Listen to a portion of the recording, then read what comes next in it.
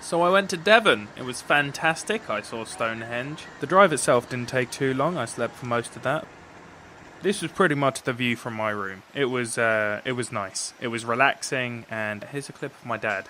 You got the old geezer in the armchair reading the newspaper. What are you saying? Well, back in my day, it was terrible. It was gaslighting in these sort of places, you know. Gas, I tell you, none of this sea-lass trickery stuff. So like I was saying, I'm gonna go on my own little quest. Cave exploration time. It's really smooth. There's people just kayaking in the fucking ocean. Ilfracombe. While we was there was a giant rock which, if you stood in the centre of that circle and clapped, it would squeak back to you. I also enjoyed the views, along with many of the local cuisines sold by local shops. This statue, however, is something straight from Attack on Titan.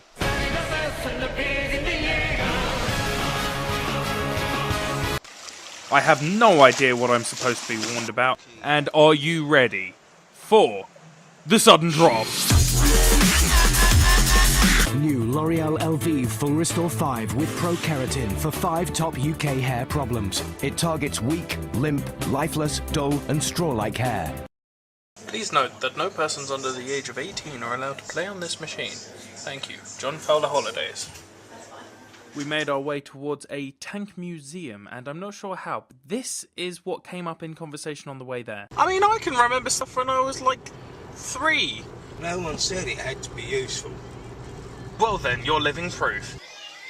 Nice. I mean, I said it was a tank museum, but realistically it was just more like a museum for the era. They had much more than just tanks there. As you can see, they had shells, shrapnel grenades, these signs, this one horrifying guy who was sat in the back of this truck. That G.I. Joe tank was... I was dazed. I was honestly incredibly dazed by the G.I. Joe tank in the middle of this fantastic war museum. Unfortunately, personally, off the top of my head, I didn't really know much about what I was looking at. That is a big engine. Although I gave it my best shot. Honestly, though, out of all the footage that I had from my holiday, I had the most amount of footage from this trip because there was so much to see and so much to learn about the way things used to be back during World Wars I and II. This mainly focused on World War II. However, it was pretty intense, realising just the way that people actually had to live and seeing things that were actually used during the time period. Actually, it was a pretty humbling experience. Apparently, my father and I have never heard the phrase "curiosity killed the cat," and we walked into a cordoned-off section of the museum so that we could check out a couple of broken tanks. They were actually pretty cool to look at, although I get the feeling the owner was a bit pissed. Underneath there, that isn't actually revealed, is a landing craft. Amazing.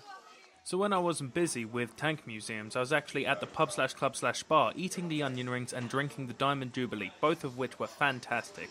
Or I was busy inside, looking like a complete douchebag, playing Scrabble and winning, might I add, as well as winning 2 Gangnam Style things from a grabber machine, admiring fine artwork in Devon itself. This artwork was located in the market, which I went to in Barnstable, which is where I bought a couple of canvases. Managed to get a couple games of Sopio in there, because what holiday is complete without Sopio? Time Crisis, and arcades for that matter. I was playing Afterburner here, which I nearly completed with just 1 50p coin. Round over. So as you can see here, I managed to get to the cove one last time to say goodbye before the end of my trip. And that essentially sums up where I've been for the past week or so. Once I got back, I had work and I've been trying to fall back into a new routine, so videos will be coming out soon. Hope you've enjoyed and we'll see you all next time.